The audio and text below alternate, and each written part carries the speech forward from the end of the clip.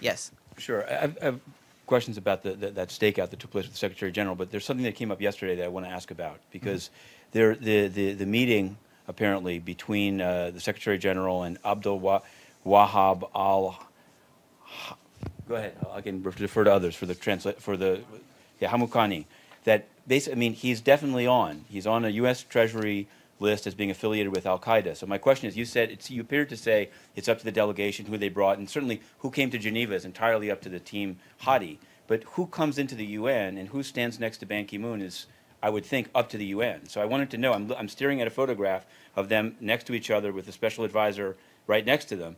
Did the Secretary General know that the individual he was meeting was on the U.S. Treasury Al-Qaeda list? And did his security know? Because we have a lot of security here in the UN where people's passes are disputed, et cetera. What is the process for the UN in terms of screening people, checking existing sanctions lists before allowing them into the building and to meet with the Secretary General?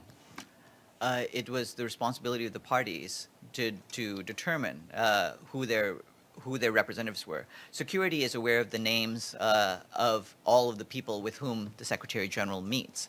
In this case, the name of this particular person was submitted by the Yemeni Government delegation, which is to say the Riyadh delegation, as one of them. And he met with that delegation as he intended to meet with the Sana'a delegation before he left Geneva. So being on you know, the Al-Qaeda or other sanctions list is not a ban to meeting with the Secretary General. He's not, I believe, on the list of the 1267 Sanctions Committee.